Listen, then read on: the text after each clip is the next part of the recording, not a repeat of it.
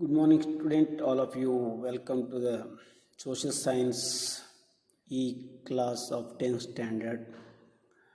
Today, we will take another new lesson of the political science.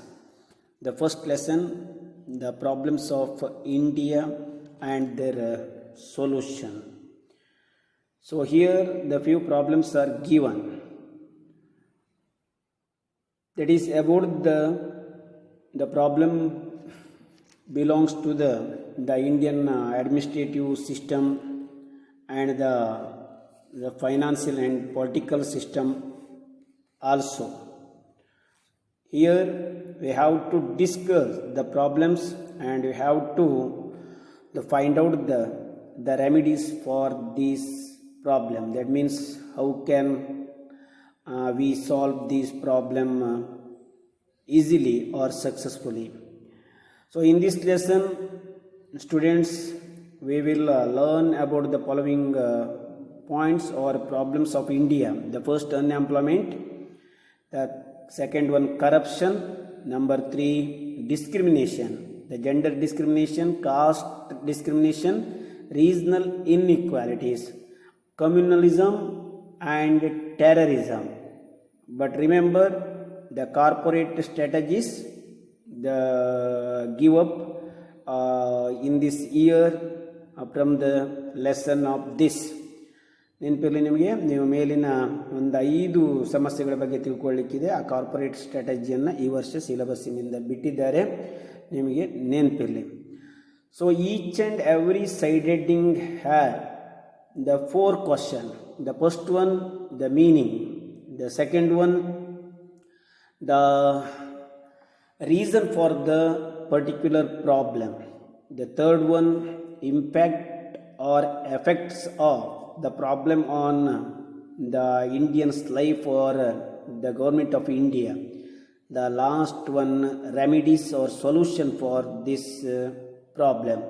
So ಪ್ರತಿಯೊಂದಕ್ಕೂ 4 ಪ್ರಶ್ನೆಗಳಿವೆ. ಒಂದು ಅದರ ಅರ್ಥ, ಇನ್ನೊಂದು ಆ ಸಮಸ್ಯೆಗೆ ಕಾರಣ, ಮೂರನೇದು ಆ ಸಮಸ್ಯೆಯಿಂದ ಭಾರತೀಯರ ಮೇಲೆ, ಭಾರತದ ದೇಶದ ಸರ್ಕಾರದ ಮೇಲೆ ಆಗುವಂಥ ಪರಿಣಾಮ, ಆ ನಂತರ ಆ ಸಮಸ್ಯೆಯನ್ನು ಹೋಗಲಾಡಿಸುವ ವಿಧಾನ ಅಥವಾ ರೀತಿ ಯಾವುದು ಅಂತ ಗೊತ್ತಿರಲಿ.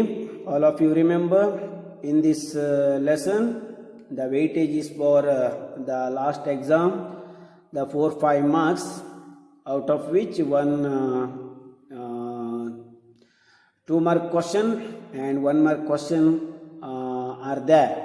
Carefully listen me and try to answer the question. ಇದರಲ್ಲಿ ಯಾವುದಾದ್ರೂ ಒಂದರ ಮೇಲೆ ಕಾರಣ ಅಥವಾ ಪರಿಣಾಮವನ್ನು ಕೇಳ್ಬೋದು, ಹಾಗೆ ವ್ಯಾಖ್ಯೆ ಮೀನಿಂಗನ್ನು ಕೇಳ್ಬೋದು. ಅದೇ ರೀತಿ ನೀವು ನೋಟ್ಸಲ್ಲಿ ಈಗ ನಾನು ಹೇಳುವ ಮುಖ್ಯಾಂಶಗಳನ್ನು ನೋಟ್ ಮಾಡಿಕೊಂಡು ಅದನ್ನು ಸ್ಟಡಿ ಮಾಡಲಿಕ್ಕೆ ಪ್ರಯತ್ನ ಮಾಡಿ. So introduction. India has faced numerous external and internal problems since 1947. ನಿಮ್ಗೆ ಗೊತ್ತಿದೆ, ಭಾರತ ಸ್ವಾತಂತ್ರ್ಯ ಪಡೆದಾಗ ಅನೇಕ ಬಾಹ್ಯ ಮತ್ತು ಆಂತರಿಕ ಸಮಸ್ಯೆಗಳನ್ನು ಎದುರಿಸುತ್ತಿತ್ತು. So which are they? These problems have to be managed through efficient administration. The question will arise, how can we solve? So the solution with the efficient administration we can solve this or manage these all problems. The support of citizen is needed for our democratic governments at the center, state and local levels. Along with the government effort, the support of the citizen or people of the country is must to solve these problems. So in national level, state level and also in a local level, the government need the support of citizen of our country to solve these problems. ಗೊತ್ತಿರಲಿ, ಸರ್ಕಾರದ ಪ್ರಯತ್ನದ ಜೊತೆಗೆ ಜನರ ಪ್ರಯತ್ನ ಅಥವಾ support ಇದಕ್ಕೆ ಬೇಕಾಗ್ತದೆ. ಕೇವಲ ಸರ್ಕಾರ ಒಂದೇ ಈ ಸಮಸ್ಯೆಯನ್ನು ಹೋಗಲಾಡಿಸಲು ಸಾಧ್ಯವಿಲ್ಲ. The problems of our country, most of the problems are human made and national emergencies. ನಿಮಗೆ ಗೊತ್ತಿದೆ, ಇಲ್ಲಿ ಅನೇಕ ಸಮಸ್ಯೆಗಳು ಮಾನವ ನಿರ್ಮಿತ ಹಾಗೂ ರಾಷ್ಟ್ರೀಯ ಜರೂರು ಸಮಸ್ಯೆಗಳಾಗಿವೆ. and the need is to find a reasonable and human solution. The solution is to be found through good administration. ನಾನು ಈಗಾಗಲೇ ಹೇಳಿದೆ, ಇದನ್ನು ಹೇಗೆ ಹೋಗಲಾಡಿಸಬಹುದು ಕೇಳಿದರೆ ಒಳ್ಳೆಯ ಆಡಳಿತದಿಂದ. ಯಾಕಂದರೆ ಮನುಷ್ಯನಿಂದಲೇ ನಿರ್ಮಾಣಗೊಂಡ ಈ ಸಮಸ್ಯೆಗಳನ್ನು ಮನುಷ್ಯನೇ ಹೋಗಲಾಡಿಸಬಹುದು ಒಳ್ಳೆಯ ಆಡಳಿತದ ಮೂಲಕ. And also the social reformation, ಸಾಮಾಜಿಕ ಸುಧಾರಣೆಗಳಿಂದ. ಫಾಸ್ಟ್ ಆ್ಯಂಡ್ ಎಫಿಷಿಯೆಂಟ್ ಜುಡಿಷಿಯರಿ, ತೀವ್ರ ಅಥವಾ ಕ್ಷಿಪ್ರಗತಿಯ ಹಾಗೂ ಒಳ್ಳೆಯ ನ್ಯಾಯಾಂಗ ವ್ಯವಸ್ಥೆಯಿಂದ ಈ ಸಮಸ್ಯೆಗಳನ್ನು ಭಾರತದಲ್ಲಿ ಹೋಗಲಾಡಿಸಿ ಸುಭದ್ರ ಭಾರತವನ್ನು ಕಟ್ಟಲಿಕ್ಕೆ ಸಾಧ್ಯ. This solution needs to be backed by people's support. Once again, I will say to you, remember, not only the government could not solve this problem, but the people's support is must to government in this regard. Let's know more about such problems. The first one we take unemployment. ಸ್ವಾತಂತ್ರ್ಯ ನಂತರ ನಮ್ಮ ದೇಶವನ್ನು ಕಾಡುತ್ತಿರುವ ದೊಡ್ಡ ಸಮಸ್ಯೆ ಅಂತ ಹೇಳಿದರೆ ಅದು unemployment, ನಿರುದ್ಯೋಗ ಸಮಸ್ಯೆ. ಹಾಗಿದ್ರೆ what is the meaning of unemployment? Remember all of you and note this in your notebook. Unemployment is a situation where person does not find work in accordance to his capacity or qualification. For example, the one who has interest to do work, he has all the necessary qualification, capacity, ability like that, but there is no work to him. So this situation is called unemployment. ಒಬ್ಬ ವ್ಯಕ್ತಿಗೆ ದುಡಿಯುವ ಮನಸ್ಸಿರ್ತದೆ, ಅವನಿಗೆ ಸಾಮರ್ಥ್ಯ ಇದೆ, ಅರ್ಹತೆ ಇದೆ, ಆದರೆ ದುಡಿಲಿಕ್ಕೆ ಅವನಿಗೆ ಬೇಕಾದಂಥ ಕೆಲಸ ಅಥವಾ ಅವಕಾಶ ಇಲ್ಲ. ಈ ಸನ್ನಿವೇಶವನ್ನು ನಿರುದ್ಯೋಗ ಅಂತ ಕರೀತಾರೆ. ಅದೇ ಅರ್ಥವನ್ನು ಇಲ್ಲಿ ಮೀನಿಂಗಲ್ಲಿ ಕೊಟ್ಟಿದ್ದಾರೆ. You have to by heart and note this important. Unemployment is a situation. ಇದು ಒಂದು ಪರಿಸ್ಥಿತಿ. ಏನು? ಎಲ್ಲಿ ಒಬ್ಬ ವ್ಯಕ್ತಿಗೆ ತನ್ನ ಸಾಮರ್ಥ್ಯ ಮತ್ತು ಅರ್ಹತೆಗೆ ತಕ್ಕಂತೆ ಕೆಲಸ ಮಾಡಲು ಅವಕಾಶ ಇಲ್ಲವೋ ಆ ಸನ್ನಿವೇಶವನ್ನು ಅನ್ಎಂಪ್ಲಾಯ್ಮೆಂಟ್ ಅಂತ ಕರೀತಾರೆ. India has a huge population and unemployment is a big problem. All of you know that. The present India's population more than 132 crores. So among this, the most of the people, they are unemployed. So it is the big problem to our country. The next question, the reasons. I already told you each and every side heading has the 4 questions. Number 1, meaning completed this one. And second one, reason for unemployment. ಭಾರತದಲ್ಲಿನ ನಿರುದ್ಯೋಗಕ್ಕೆ ಕಾರಣಗಳು ಏನು? ನೆನಪಿರಲಿ ನಿಮಗೆ, ನಿರುದ್ಯೋಗ ಸಮಸ್ಯೆಗೆ ಕಾರಣಗಳು. Number 1 note ಮಾಡ್ಕೊಳ್ಳಿ, over population, ಅತಿಯಾದ ಜನಸಂಖ್ಯೆ. ಇದರಿಂದ ಎಲ್ಲರಿಗೂ ಉದ್ಯೋಗ ಒದಗಿಸುವುದು ಕಷ್ಟವಾಗಿದೆ. ಇಂಪ್ರೂವ್ಡ್ ಟೆಕ್ನಾಲಜಿ, ಅಭಿವೃದ್ಧಿ ಹೊಂದಿದ ತಂತ್ರಜ್ಞಾನ. ನಿಮ್ಗೆ ಗೊತ್ತಿರ್ಬೋದು, ಒಂದು ಉದಾಹರಣೆ ಕೊಡೋದಾದರೆ, ಮೊದಲು ಬ್ಯಾಂಕಿನಲ್ಲಿ 25-30 ಜನ ಕೆಲಸ ಮಾಡ್ತಿದ್ರು ಕಂಪ್ಯೂಟರ್ ಬರುವ ಮೊದಲು. ಈಗ 5-6 ಜನ ಕೆಲಸ ಮಾಡ್ತಾರೆ. ಯಾಕಂತೇಳಿದರೆ ಅಷ್ಟು ಜನ ಮಾಡುವ ಕೆಲಸವನ್ನು ಒಂದು ಪುಟ್ಟ ಯಂತ್ರ ಮಾಡ್ತದೆ, ಒಬ್ಬ ಆಪ್ರೇಟರ್ ಸಹಾಯದಿಂದ. ಹಾಗೆ ನೀವು ಕಾರ್ಖಾನೆಗಳಲ್ಲಿ ಅಥವಾ ದೈನಂದಿನ ಬೇರೆ ಕೆಲಸಗಳನ್ನು ನೋಡಿದರೆ, ಅಥವಾ ನಿಮ್ಮ ಮನೆಯಲ್ಲಿ ನೋಡಿದರೆ ಕೆಲವು ಸಾಧನಗಳು, ಉದಾಹರಣೆಗೆ ಮನೆಯಲ್ಲಿ ಬಳಸುವ ಗ್ರೈಂಡರ್ ಇರ್ಬೋದು ಅಥವಾ ವಾಷಿಂಗ್ ಮೆಷಿನ್ ಇರ್ಬೋದು, ಇವುಗಳಿಂದ ಏನಾಗಿದೆ ಕೇಳಿದರೆ ಕೆಲಸ ಕಡಿಮೆ ಆಗಿದೆ. ಇದು ಯಾವುದರ ಫಲ? Improved technology. ಇದರಿಂದ ಅನೇಕರು ಕೇವಲ ಯಂತ್ರಗಳೇ ಕೆಲಸವನ್ನು ಮಾಡ್ತವೆ, ಮನುಷ್ಯರಿಗೆ ಕೆಲಸ ಇಲ್ಲದ ಪರಿಸ್ಥಿತಿ. Number 3, apart from these, shortage of natural resources, ನೈಸರ್ಗಿಕ ಸಂಪನ್ಮೂಲಗಳ ಕೊರತೆ, ಬೇಕಾದಷ್ಟು ನಮಗೆ ಸಿಗದೇ ಇರುವುದು. ಓವರ್ ಡಿಪೆಂಡೆನ್ಸಿ ಆಫ್ ಅಗ್ರಿಕಲ್ಚರ್, ಕೃಷಿಯ ಮೇಲೆ ಅತಿಯಾದ ಅವಲಂಬನೆ. ಅಲ್ಲಿ ಹೇಳುವುದಾದರೆ, ಮನೆಯಲ್ಲಿ ಸ್ವಲ್ಪ ಭೂಮಿ ಇದ್ದರೂ ಜನ ಮಾತ್ರ ಜಾಸ್ತಿ ಇರ್ತಾರೆ, ನಿಜವಾಗಲೂ ಅಷ್ಟು ಅಗತ್ಯ ಇಲ್ಲ, ಒಬ್ಬಿಬ್ಬರು ಸಾಕಾಗ್ತದೆ ಅಲ್ಲಿ ಕೃಷಿ ಮಾಡಲಿಕ್ಕೆ, ಆದರೆ ಉಳಿದವರೆಲ್ಲ ನಿರುದ್ಯೋಗಿಗಳಾಗಿ ಇರ್ತಾರೆ. ರೂಯಿಂಡ್ ಕಾಟೇಜ್ ಇಂಡಸ್ಟ್ರೀಸ್, ಗೊತ್ತಿಲ್ಲ ನಿಮಗೆ, ನಮಗೆ ಗ್ರಾಮೀಣ ಪ್ರದೇಶದ ಗುಡಿ ಕೈಗಾರಿಕೆಗಳು ನಶಿಸಿ ಹೋಗಿರುವುದು. ಮೊದಲು ಅದೆಷ್ಟೋ ಜನ ಆ ಉದ್ಯೋಗ ಮಾಡ್ತಿದ್ರು, ಆದರೆ ಈಗ ಆಧುನಿಕ ಕೈಗಾರಿಕೆಯಿಂದ ಆ ಗುಡಿ ಕೈಗಾರಿಕೆ ಅಥವಾ ಹೋಮ್ ಇಂಡಸ್ಟ್ರೀಸ್, ಕಾಟೇಜ್ ಇಂಡಸ್ಟ್ರಿ ನಾಶ ಆಗಿರುವುದು. Lack of skill based education, unemployment has. ಹಾಗೆ ನಮ್ಮ ಶಿಕ್ಷಣ ವ್ಯವಸ್ಥೆಯಲ್ಲಿನ ಒಂದು ದೋಷ ಏನು ಕೇಳಿದರೆ ಕೌಶಲ್ಯ ಆಧಾರಿತ ಶಿಕ್ಷಣದ ಕೊರತೆ. ಕೇವಲ ಪಠ್ಯಪುಸ್ತಕದ ವಿಷಯಗಳನ್ನು ತಿಳಿದುಕೊಳ್ಳುವ ಶಿಕ್ಷಣ ಪದ್ಧತಿ ನಮ್ಮದಾಗಿದೆ. ಮಗು ಶಿಕ್ಷಣವನ್ನು ಪಡೆದರೆ ಆರ್ಥಿಕವಾಗಿ ಅವನ ಸ್ವಾವಲಂಬಿತನವನ್ನು ಅಥವಾ ಸ್ವೋದ್ಯೋಗವನ್ನು ಕೈಗೊಳ್ಳಲಿಕ್ಕೆ ಪೂರಕವಾದ ಶಿಕ್ಷಣದ ಕೊರತೆ ನಮ್ಮಲ್ಲಿದೆ. ಅದನ್ನೇ skill based, lack of skill based education. That one leads to a unemployment or increase of unemployment. Because of these, unemployment become a huge problem. ನೆನಪಿಟ್ಟುಕೊಳ್ಳಿ, ಇದು 2 ಅಥವಾ 3 ಮಾರ್ಕಿನ ಪ್ರಶ್ನೆ. ನಮ್ಮ ದೇಶದಲ್ಲಿ ನಿರುದ್ಯೋಗಕ್ಕೆ ಕಾರಣಗಳು ಏನು ಕೇಳಿದರೆ, you have to write the first 2 major reasons. After that the supporting reasons. The shortage of natural resources, over dependence of agriculture. ಅಭ್ಯಾಸದಲ್ಲಿ ಪ್ರಶ್ನೆ ಇಲ್ಲದೇ ಇದ್ದರೂ ಸಹ ಇದನ್ನು ನೀವು ನಿಮ್ಮ ನೋಟ್ಬುಕ್ಕಲ್ಲಿ ಬರೆದಿಟ್ಕೊಳ್ಬೇಕು. The next, the solution for unemployment. How can we solve? So which are the step taken by the government to control the unemployment problem in India? So according to census of 2011, the annual poverty growth is 7.20%. This indicates the growing problem of unemployment in India. So that is the effect. ಇಲ್ಲಿ ತೋರಿಸಿ 7.20% ಏನಾಗಿದೆ ಕೇಳಿದರೆ ನಮ್ಮ ಬಡತನದ ಬೆಳವಣಿಗೆ ಗತಿ ಇದೆ.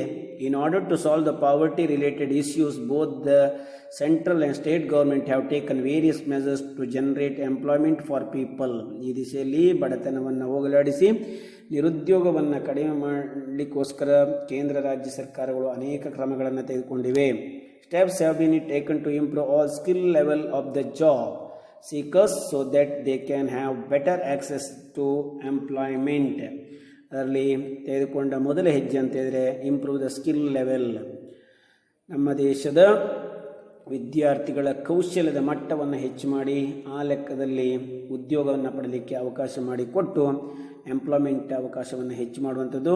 Providing loans and subsidy to enable people to engage in self employment. ಸ್ವಉದ್ಯೋಗ ಕೈಗೊಳ್ಳುವವರಿಗೆ ಸಾಲ ಮತ್ತು ರಿಯಾಯಿತಿ ದರದಲ್ಲಿ ಹಣಕಾಸಿನ ಸೌಲಭ್ಯವನ್ನು ಒದಗಿಸುವುದು. So these are step taken by the government of India and the state government to solve the problem of unemployment.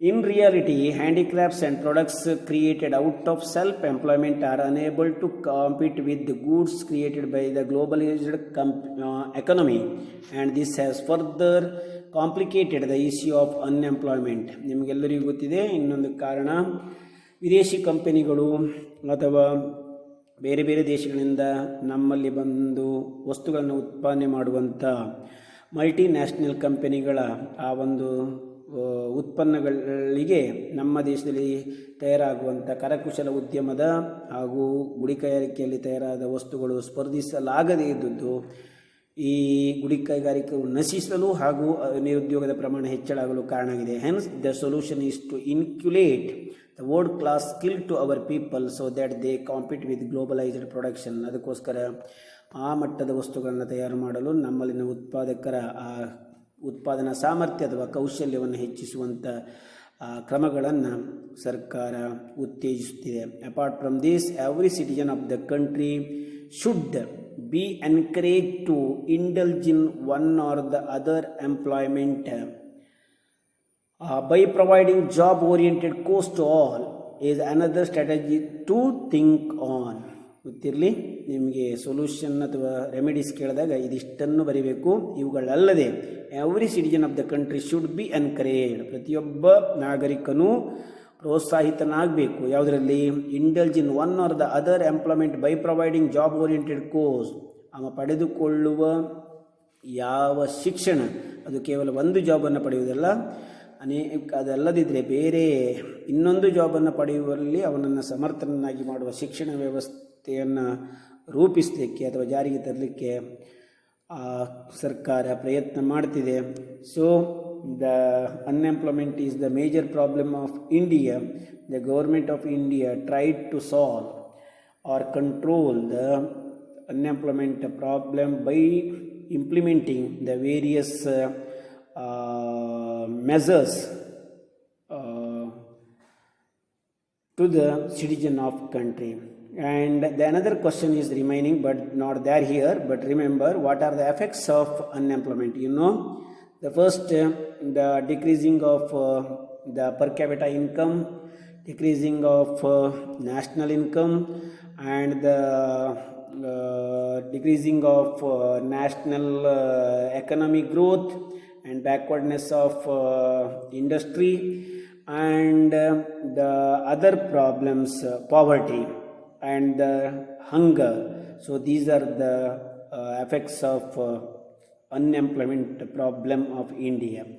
So ಇಲ್ಲಿ ಕೊಟ್ಟಷ್ಟು ಮಾತ್ರ ಓದ್ಕೊಳ್ಳಿ, ಅದರ ಎಫೆಕ್ಟ್ಸನ್ನು ಇಲ್ಲಿ ಕೊಡಲಿಲ್ಲ. ಆದರೂ ನಿಮಗೆ ಜನರಲ್ ಆಗಿ ಗೊತ್ತಿರಲಿ ನಿರುದ್ಯೋಗದ ಇಂದ ಉಂಟಾಗುವ ಪರಿಣಾಮಗಳು ಏನು ಅಂತ.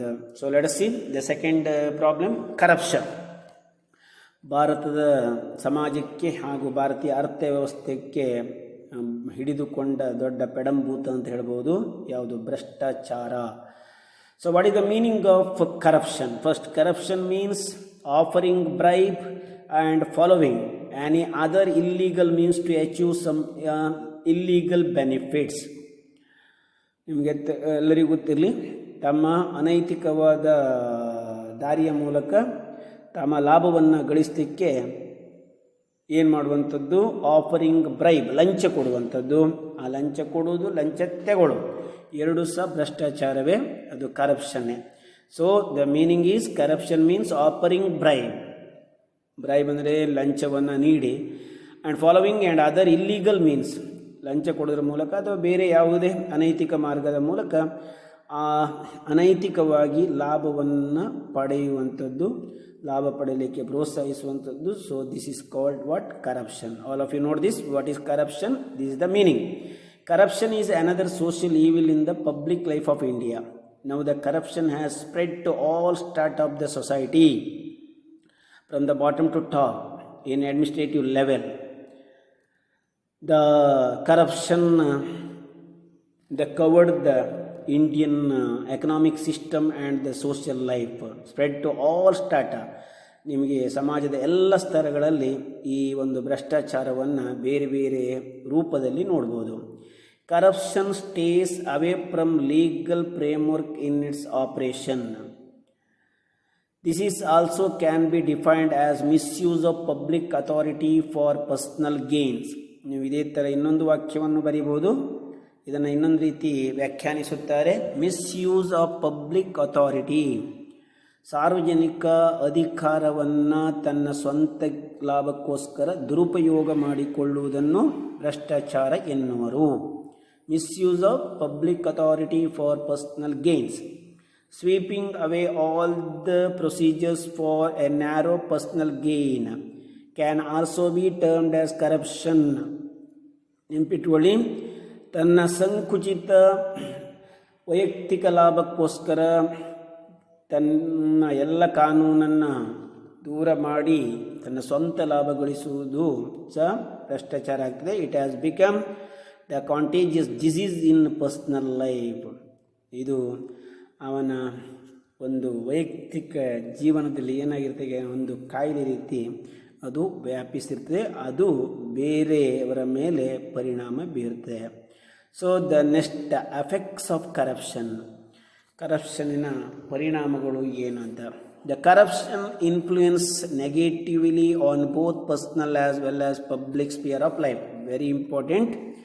ಇದು ವೈಯಕ್ತಿಕ ಮತ್ತು ಸಾರ್ವಜನಿಕ ಜೀವನದ ಮೇಲೆ ಒಂದು ನಕಾರಾತ್ಮಕ ಪ್ರಭಾವವನ್ನು ಬೀರ್ತದೆ. It influence the economic, social, political life. Very easy. ಇದು ನಮ್ಮ ಸಾಮಾಜಿಕ, ಆರ್ಥಿಕ, ರಾಜಕೀಯ ಜೀವನದ ಮೇಲೆ ವ್ಯತಿರಿಕ್ತವಾದ ಅಥವಾ ನಕಾರಾತ್ಮಕ ಬೆಳವಣಿಗೆಯನ್ನು ಉಂಟು ಮಾಡುತ್ತದೆ. It also mean an immoral thing from the political angle. ಇದೊಂದು ಅನೈತಿಕವಾದ ಮಾರ್ಗ. ರಾಜಕೀಯವಾಗಿ ನೋಡೋದಾದರೆ corruption of personal ethics and morality happens in the personal sphere. ಸಾಮಾನ್ಯವಾಗಿ ನಮ್ಮ ಈ ನೈತಿಕತೆ ಮತ್ತು ಈ ಮೊರಾಲಿಟಿ ಏನು ಹೇಳ್ತಾರೆ, ನೀತಿ ಅಂತ ಹೇಳುವುದು ಇದರಿಂದ ನಾಶವಾಗಿ ಹೋಗ್ತದೆ. And in public sphere bribery, nepotism, caste favouritism and intentional slowdown of the work appears as various forms of corruption. So here another one question is there. The various types of corruption, ಬೇರೆ ಬೇರೆ ರೀತಿಯ ಭ್ರಷ್ಟಾಚಾರಗಳು. ಅದಕ್ಕೆ ಇಲ್ಲಿ ಉದಾಹರಣೆ ಇದೆ. ಸಾರ್ವಜನಿಕ ಜೀವನದಲ್ಲಿ corruption, ಯಾವುದನ್ನೆಲ್ಲ corruption ಅಂತ ಕರೀತಾರೆ? ಬ್ರೈಬರಿ, ಲಂಚ ತಗೊಳ್ಳೋದು ಅಥವಾ ಕೊಡುವುದು. ನೆಪೋಟಿಸಮ್, ಸ್ವಜನ ಪಕ್ಷಪಾತತನ, ತನ್ನವರಿಗೋಸ್ಕರ ಸರ್ಕಾರದ ಅಧಿಕಾರವನ್ನು, ಸರ್ಕಾರದ ಹಣವನ್ನು ಉಪಯೋಗಿಸುವಂಥದ್ದು. ಹಾಗೆ ತನ್ನ ಜಾತಿ ಜನಾಂಗದವರಿಗೆ ಸಹಾಯ ಮಾಡೋದು, ಕೇವಲ ಬೇರೆಯವರಿಗೆಲ್ಲ. ಕಾಸ್ಟ್ ಫೇವರಿಟಿಸಮ್ ಅಂತ ಹೇಳ್ತಾರೆ. ಆ್ಯಂಡ್ ಇಂಟೆನ್ಷನಲ್ ಸ್ಲೋ ಡೌನ್, ಬೇಕಂತಲೇ ಕೆಲಸವನ್ನು ನಿಧಾನಗೊಳಿಸುವುದು. ನಿಮಗೇನಾದರೂ ಅರ್ಜೆಂಟ್ ಕೆಲಸ ಇದ್ದರೆ ನಾಳೆ ಬಾ, ನಾಡಿದ್ದು ಬಾ, ಒಂದು ವಾರ ಬಿಟ್ಟು ಬಾ ಅಂತ ಹೀಗೆ ನಿಮ್ಮನ್ನು ಸತಾಯಿಸುವುದು. ಹಾಗೆ ಇವತ್ತು ಮಾಡಬೇಕಾದ ಕೆಲಸವನ್ನು ವಾರ ಅಥವಾ ತಿಂಗಳು ಲೇಟಾಗಿ ಮಾಡುವಂಥದ್ದು. ಯಾವುದಕ್ಕೋಸ್ಕರ? ಹಣಕ್ಕೋಸ್ಕರ. ಇವೆಲ್ಲವೂ ಭ್ರಷ್ಟಾಚಾರದ ವಿವಿಧ ರೂಪಗಳು. The work appear as various forms of corruption. Remember all of you. During election time all these evil practices simply find inroads in to social life. ಇದು ಹೆಚ್ಚಾಗಿ ನಮಗೆ ಗೋಚರಕ್ಕೆ ಬರೋದು ನಿಮಗೆಲ್ಲರಿಗೂ ಗೊತ್ತಿದೆ. ಈ ಚುನಾವಣೆಯ ಸಂದರ್ಭದಲ್ಲಿ ಚುನಾವಣೆಗೆ ನಿಂತ ಅಭ್ಯರ್ಥಿಗಳು ಆಮಿಷಗಳನ್ನು ಒಡ್ಡಿ ತಮ್ಮ ಗುರಿಯನ್ನು ಸಾಧಿಸಿಕೊಳ್ಳಲಿಕ್ಕೆ ಪ್ರಯತ್ನಿಸುವಂಥದ್ದು, ಜನರು ಅದಕ್ಕೆ ಬಲಿಯಾಗುವಂಥದ್ದು. ಹಣಕ್ಕೋಸ್ಕರವೋ ಅಥವಾ ಇನ್ಯಾವುದೋ ಅವರು ನೀಡುವ ಆಮಿಷಕ್ಕೆ. So here given during election time all these evil practices simply find inroads in to social life. ನಮಗೆ ಗೊತ್ತಿಲ್ಲದ ರೀತಿಯಲ್ಲಿ ನಮ್ಮ ಸಮಾಜ ಜೀವನವನ್ನು ನಾವು ಪ್ರವೇಶ ಮಾಡ್ತೇವೆ. ಸೊ ಇದರಲ್ಲಿ the very dangerous one is the political corruption. ರಾಜಕೀಯ ಭ್ರಷ್ಟಾಚಾರ ಎನ್ನುವುದು ಅತ್ಯಂತ ಭಯಾನಕ. ಸೊ ಇದು ಏನು ಮಾಡ್ತದೆ ಕೇಳಿದರೆ, ಇಟ್ ಲೀಡ್ಸ್ ಟು ಕ್ರೈಮ್. ಇದು ಅಪರಾಧಗಳಿಗೆ ಎಡೆ ಮಾಡಿಕೊಡುತ್ತದೆ. ಹೇಗೆ? It also provides motivation of corruption in public life. ನಿಮಗಿದು ಅರ್ಥ ಆಗ್ತದೆ? ಸಾಮಾನ್ಯವಾಗಿ ಅದು ಸಾರ್ವಜನಿಕ ಜೀವನದಲ್ಲಿ ಭ್ರಷ್ಟಾಚಾರವನ್ನು ಉಂಟು ಮಾಡಲಿಕ್ಕೆ ಈ ರಾಜಕೀಯ ಭ್ರಷ್ಟಾಚಾರವೇ ಮುಖ್ಯ. Nourishes the misadministration on the part of officers. ಈಗ ಮಿಸ್ ಅಡ್ಮಿನಿಸ್ಟ್ರೇಷನ್, ಸರಿಯಾದ ಆಡಳಿತ ನಿರ್ವಹಿಸದೇ ಇರುವಂಥದ್ದು ಸರ್ಕಾರಿ ಅಧಿಕಾರಿಗಳು. ಈ ಭ್ರಷ್ಟಾಚಾರವು ಅಂಥ ಒಂದು ಗುಣವನ್ನು ಹುಟ್ಟಾಗ್ತದೆ. ದುಡ್ಡು ಕೊಟ್ಟರೆ ಮಾತ್ರ ಕೆಲಸ, ದುಡ್ಡು ಕೊಡದೇ ಇದ್ದರೆ ಕೆಲಸ ಆಗೋದಿಲ್ಲ. ಆಗ ಏನಾಗ್ತದೆ ಕೇಳಿದರೆ, ನಿಮ್ಮ ಗ್ರಾಮ ಮಟ್ಟದಿಂದ ಹಿಡಿದು ರಾಜ್ಯ ಅಥವಾ ರಾಷ್ಟ್ರ ಮಟ್ಟದವರೆಗೆ ಆಡಳಿತ ನಿಧಾನಗೊಳ್ಳುತ್ತದೆ. So these are all the effects of the corruption. The other types of corruption, you know, the things like tax evasion, ಅಂದರೆ ನೀವು ತೆರಿಗೆಯಿಂದ ತಪ್ಪಿಸಿಕೊಳ್ಳುವುದು. ಇಲ್ಲೀಗಲ್ ಹೋರ್ಡಿಂಗ್, ಅಂದರೆ ಅನೈತಿಕವಾಗಿ ದಾಸ್ತಾನು ಮಾಡುವಂಥದ್ದು. ಸ್ಮಗ್ಲಿಂಗ್, ಕಳ್ಳ ಸಾಗಾಣಿಕೆ ಮಾಡುವಂಥದ್ದು. ಎಕನಾಮಿಕ್ ಅಫೆನ್ಸಸ್, ಆರ್ಥಿಕ ಅಪರಾಧಗಳನ್ನು ಉಂಟು ಮಾಡುವುದು. ಆ್ಯಂಡ್ ಚೀಟಿಂಗ್, ಮೋಸ ಮಾಡುವಂಥದ್ದು. ವೈಲೇಷನ್ ಆಫ್ ಇಂಟರ್ನ್ಯಾಷನಲ್ ಎಕ್ಸ್ಚೇಂಜ್, ಹಾಗೆ ಅಂತಾರಾಷ್ಟ್ರೀಯ ವಿನಿಮಯ ಅಥವಾ ವಿದೇಶಿ ವಿನಿಮಯದ ನಿಯಮಗಳನ್ನು ಉಲ್ಲಂಘನೆ ಮಾಡಿ ಅಧಿಕ ಲಾಭ ಗಳಿಸುವಂಥದ್ದು. ಎಂಪ್ಲಾಯ್ಮೆಂಟ್ ಚೀಟಿಂಗ್, ಹಾಗೆ ಔದ್ಯೋಗಿಕವಾದ ಮೋಸವನ್ನು ಮಾಡುವಂಥದ್ದು. This is all find space in corruption. ಇವುಗಳೆಲ್ಲವೂ ಭ್ರಷ್ಟಾಚಾರದ ವಿವಿಧ ಪ್ರಕಾರಗಳಾಗಿವೆ. ನಾವು ಸರ್ಕಾರಕ್ಕೆ ಕೊಡಬೇಕಾದ ತೆರಿಗೆಯಿಂದ ತಪ್ಪಿಸಿಕೊಂಡ್ರೂ ಅದು ಒಂದು ರೀತಿಯ ಭ್ರಷ್ಟಾಚಾರ. ನಾವು ಮಾರಾಟ ಮಾಡಬೇಕಾದ ವಸ್ತುಗಳನ್ನು ಅನೈತಿಕವಾಗಿ ದಾಸ್ತಾನು ಮಾಡಿಟ್ಟುಕೊಂಡು ಹೆಚ್ಚು ಹಣಕ್ಕೆ ಮಾರಾಟ ಮಾಡಿದರೂ ಅದು ಕರಪ್ಷನ್. ಸರ್ಕಾರಕ್ಕೆ ಕೊಡಬೇಕಾದ ತೆರಿಗೆಗೆ ವಿರುದ್ಧವಾಗಿ ವಸ್ತುವನ್ನು ನಾವು ಮಾರಾಟ ಮಾಡಿ ತೆರಿಗೆ ಕಡಿದಿದ್ದರೆ ಅದು ಸ್ಮಗ್ಲಿಂಗ್ ಆಗ್ತದೆ, ಅದು ಸಹ ಏನು ಕರಪ್ಷನ್. ಹಾಗೆ ಆರ್ಥಿಕ ಅಪರಾಧಗಳು, ಸರ್ಕಾರದ ಕಣ್ಣು ತಪ್ಪಿಸಿ ನಮ್ಮ ಸ್ವಂತ ಲಾಭಕ್ಕೋಸ್ಕರ ನಾವು ಆರ್ಥಿಕ ಚಟುವಟಿಕೆಗಳನ್ನು ಕೈಗೊಂಡ್ರೆ ಅದನ್ನು ಎಕನಾಮಿಕ್ ಅಫೆನ್ಸಸ್ ಅಂತ ಕರೀತಾರೆ. ಹಾಗೆ ಸರ್ಕಾರಕ್ಕೆ ಚೀಟ್ ಮಾಡುವಂಥದ್ದು ಅಥವಾ ಅಧಿಕಾರಿಗಳಿಗೆ ಚೀಟ್ ಮಾಡುವಂಥದ್ದು ಇವೆಲ್ಲವೂ ಕರಪ್ಷನ್. ಇವುಗಳಿಂದ ಯಾರಿಗೆ ನಷ್ಟ ಅಂತ ಹೇಳಿದ್ರೆ ಇಂಡೈರೆಕ್ಟಾಗಿ ನಮಗೆ. ಸಾಮಾನ್ಯವಾಗಿ ಇದರಿಂದ ಯಾರು ಕಷ್ಟಕ್ಕೊಳಗಾಗ್ತಾರೆ ಅಂದರೆ ಮಧ್ಯಮ ವರ್ಗದವರು ಮತ್ತು ಬಡವರು ಅಥವಾ ಅವರ ಆದಾಯ ಕಡಿಮೆ ಇದ್ದ ವರ್ಗದವರು ಇದರಿಂದ ತತ್ತರಿಸಿ ಹೋಗ್ತಾರೆ, ಅವರು ಬದುಕುವುದೇ ದುಸ್ತರವಾಗ್ತದೆ. ಸೊ ಇದನ್ನು ಕಂಟ್ರೋಲ್ ಮಾಡೋದು ಹೇಗೆ? Before I told you, not only the government effort, with the effort of the government we have to support the government, the people of the country support the government. ನಾವು ಏನಾಗಬೇಕು ಕೇಳಿದರೆ ಸರ್ಕಾರದ ಜೊತೆ ನಿಲ್ಲಬೇಕು. ಎಲ್ಲಿಂದ ಶುರುವಾಗ್ತದೆ? ಅದು ಕೆಳ ಹಂತದಿಂದ. ನಾವು ಲಂಚ ಕೊಡೋರಾದರೆ ಮಾತ್ರ ಅದು ಅಧಿಕಾರಿ ಲಂಚ ತಗೊಳ್ತಾನೆ. ನಾವು ಸಾಮೂಹಿಕವಾಗಿ ಸಾಂಘಿಕವಾಗಿ ವಿರೋಧಿಸಿದರೆ ಎಲ್ಲಿಯೂ ಯಾರೂ ಲಂಚ ತೆಗೆದುಕೊಳ್ಳಲು ಸಾಧ್ಯ ಇಲ್ಲ. ಆದ ಕಾರಣ ಜನ ಎಚ್ಚೆತ್ತುಕೊಂಡು ಮೊದಲು ಇದನ್ನು ನಿಲ್ಲಿಸುವ ಪ್ರಯತ್ನ ಮಾಡಬೇಕು ಎಲ್ಲ ಸ್ತರದಲ್ಲಿಯೂ. So the support of the citizens of the country to the government is must to solve the problem of corruption in India. ಇಲ್ಲಿ ಗೊತ್ತಿರಲಿ, ನಿಮಗೆ ಕೊಟ್ಟದ್ದನ್ನು ನೀವು ನೆನಪಿಟ್ಕೊಳ್ಬೇಕಾಗ್ತದೆ. ನಾವು ಹೇಗೆ ಅದನ್ನು ದೂರ ಮಾಡ್ಬೋದು ಕೇಳಿದರೆ ಮೊದಲ ವಾಕ್ಯವೇ ಹೇಳ್ತೇವೆ, it is impossible to root out corruption by either rejecting it at personal level or just going along with it. ಇಲ್ಲಿ ಹೇಳಿಬಿಟ್ಟಿದ್ದಾರೆ ಏನು, ಇದನ್ನು ಬೇರು ಸಮೇತ ಕಿತ್ತು ಹಾಕುವುದು ತುಂಬ ಕಷ್ಟ ನಮ್ಮ ಭಾರತದಲ್ಲಿ. ಯಾಕಂದರೆ ಅದರ ಬೇರುಗಳು ಆ ರೀತಿ ವ್ಯಾಪಿಸಿವೆ ನಮ್ಮ ಸಾಮಾಜಿಕ ಮತ್ತು ಆರ್ಥಿಕ ಜೀವನದಲ್ಲಿ. So it at personal level or just going along with it. ನಮ್ಮ ವೈಯಕ್ತಿಕ ಮಟ್ಟದಲ್ಲಿ ಅದು ಪ್ರಯತ್ನ ಆಗಬೇಕು, ಎಲ್ಲರ ವೈಯಕ್ತಿಕ ಮಟ್ಟದಲ್ಲಿ. ಇಲ್ಲದಿದ್ದರೆ ನಾವು ಅದರ ಜೊತೆನೇ ಸಾಗಬೇಕಾಗ್ತದೆ. ಅಂಥ ಪರಿಸ್ಥಿತಿ ನಿರ್ಮಾಣ ಆಗಿದೆ. It can be rooted out only through strong public ethics. ಈಗ ನೀವು ಬರಿಬೇಕು ಹೇಗೆ ಏನಂತೆ, ನಾನು ಆಗಲೇ ಹೇಳಿದಾಗೆ ಸಾರ್ವಜನಿಕರು ಎಚ್ಚೆತ್ತುಕೊಂಡು ಎಲ್ಲರೂ ನೈತಿಕ ಮಾರ್ಗದಲ್ಲಿ ಅನುಸರಿಸುವ ಮೂಲಕ ಇದನ್ನು ನಾವು ಕಿತ್ತಾಕ್ಬೋದು. And morality and personal commitment, ಪ್ರತಿಯೊಬ್ಬರೂ ಪ್ರತಿಜ್ಞಾಬದ್ಧರಾಗಬೇಕು ಈ ದಿಶೆಯಲ್ಲಿ. ಹಾಗೇನಾಗ್ತದೆ, ನಮ್ಮಲ್ಲಿಂದ ಭ್ರಷ್ಟಾಚಾರ ಹೋಗಲಾಡಿಸಬಹುದು. Many times natural human tendency for selfishness, eagerness to fend off personal emergencies and personal gain lead a person to engage in corruption. So ಇಲ್ಲಿ ಒಂದು ಚೇಂಜಸ್ ಮಾಡ್ಕೊಳ್ಬೇಕು ನೀವು. The remedies for the corruption problem ಅಂತ ನೀವು ಬಂದರೆ ಅಥವಾ solution, ನಾನೀಗ ಹೇಳಿದ ಫಸ್ಟ್ ಆ್ಯಂಡ್ ಸೆಕೆಂಡ್ ಪಾಯಿಂಟನ್ನು ಆ ಪ್ರಶ್ನೆಗೆ ಉತ್ತರ ಬರಿಬೇಕು. ಈ ಮೂರನೇ ಪಾಯಿಂಟ್ ರೆಮಿಡೀಸ್ ಅಲ್ಲ, the reason for the corruption.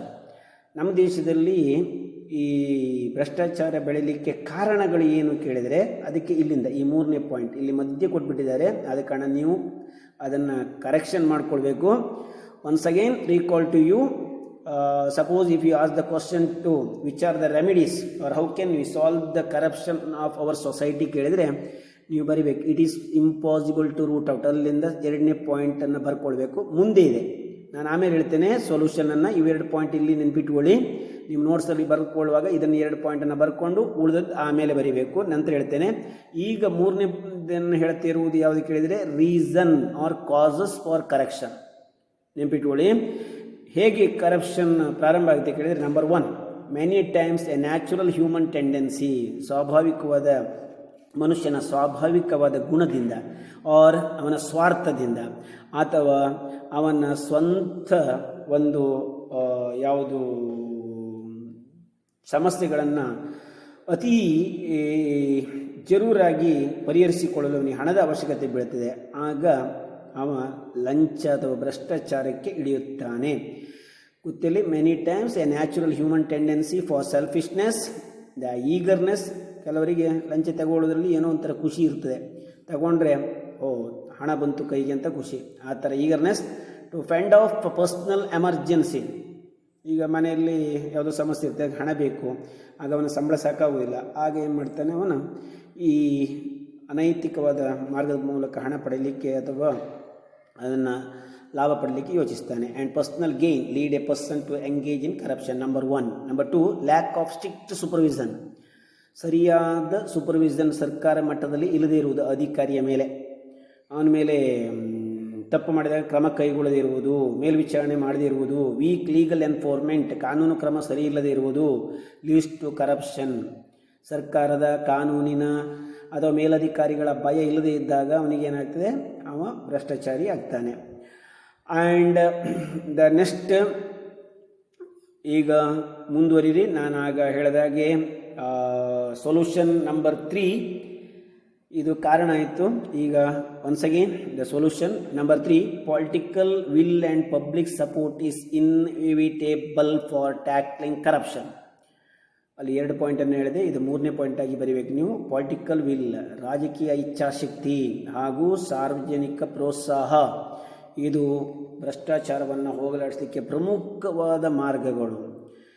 ಒಂದು ಕಡೆ ಜನರ ಸಪೋರ್ಟ್, ಇನ್ನೊಂದು ಕಡೆ ನಮ್ಮ ರಾಜಕಾರಣಿಗಳ ಇಚ್ಛಾಶಕ್ತಿ, ಇವೆರಡು ಒಟ್ಟಾದರೆ ಮಾತ್ರ ಹೋಗಲಾಡಿಸಬಹುದು, ಇಲ್ಲಂದರೆ ತುಂಬ ಕಷ್ಟ. ಎಥಿಕಲ್ ಪೊಲಿಟಿಕಲ್ ಲೀಡರ್ಶಿಪ್, ಹಾಗೆ ಪ್ರಾಮಾಣಿಕವಾದ ರಾಜಕೀಯ ಮುಂದಾಳತ್ವ, ದೇಶಕ್ಕೋಸ್ಕರ ರಾಜ್ಯಕ್ಕೋಸ್ಕರ ದುಡಿಯುವಂತೆ ನಮ್ಮ ನಾಯಕರು, ಅವರ ಮನಸ್ಸಿನಲ್ಲಿ ಭ್ರಷ್ಟಾಚಾರ ಇರಬಾರ್ದು ಅಂತ ಒಂದು ನೈತಿಕ ಮಾರ್ಗವನ್ನು ಅನುಸರಿಸುವ, ಪ್ರಾಮಾಣಿಕವಾದ ಪ್ರಯತ್ನ ಮಾಡುವ, ಮುಂದಾಳತ್ವವನ್ನು ವಹಿಸುವಂಥ ವ್ಯಕ್ತಿಗಳು ಅಥವಾ ನಮ್ಮ ರಾಷ್ಟ್ರ ಮುಖಂಡರು ಅಥವಾ ಆಡಳಿತಗಾರರು ಇರಬೇಕು. ಗುಡ್ ಆಫೀಸರ್ಸ್, ಒಳ್ಳೆಯ ಅಧಿಕಾರಿಗಳು. ಪೊಲಿಟಿಕಲಿ ಅವೇರ್, ಅಂದರೆ ರಾಜಕೀಯ ಜ್ಞಾನವನ್ನು ಹೊಂದಿರುವ ಜನರು. ಆ್ಯಂಡ್ ಶಿಕ್ಷಿತ ಪ್ರಜಾವರ್ಗ, educated public can weed out corruption. So totally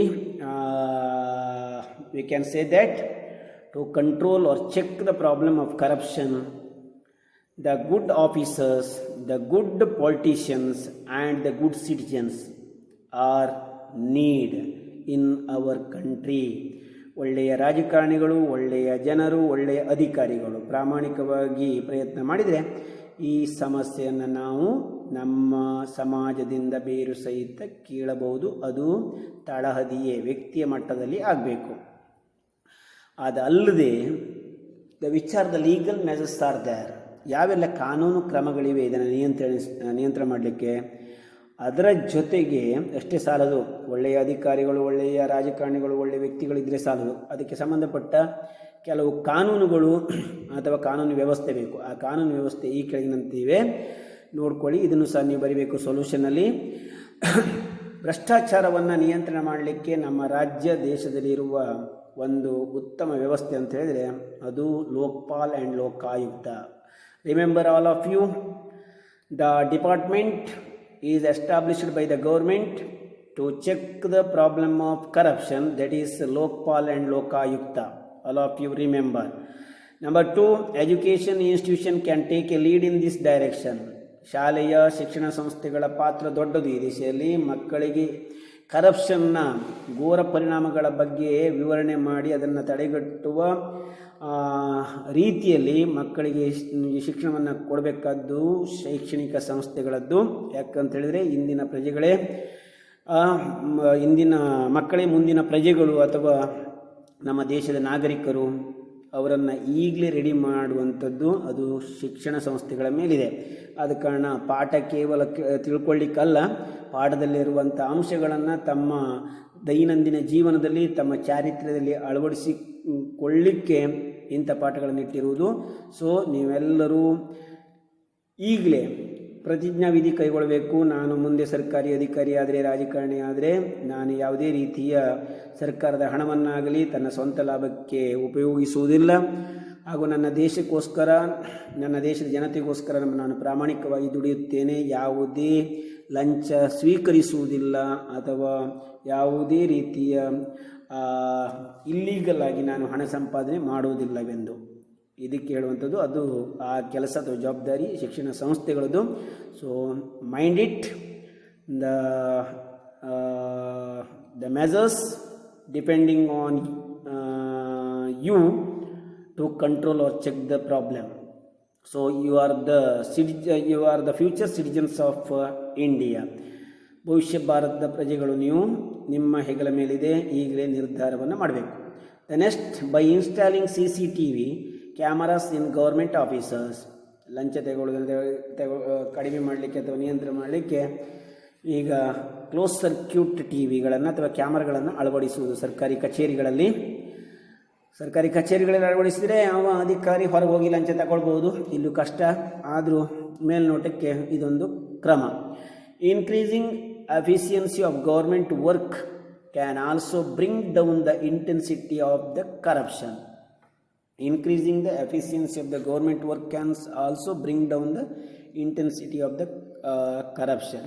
Efficiency of government work, ಸರ್ಕಾರಿ ಕೆಲಸವನ್ನು ಪ್ರಾಮಾಣಿಕವಾಗಿ ಮಾಡುವುದರಿಂದ ಇದರ ಒಂದು ತೀವ್ರತೆಯನ್ನು ನಾವು ಕಡಿಮೆ ಮಾಡಬಹುದು. Measures like awarding harsh punishment, very important. ಲಂಚ ತಗೊಂಡ, ಸರ್ಕಾರಿ ಹಣ ದುರುಪಯೋಗ ಮಾಡಿದ,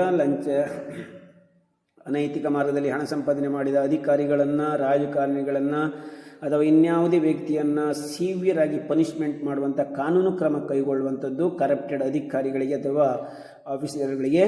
ಆಗ ಏನಾಗ್ತದೆ, ಇದು ದೂರ ಆಗಬಹುದು. Increasing the number of courts and judges can also rain in corruption.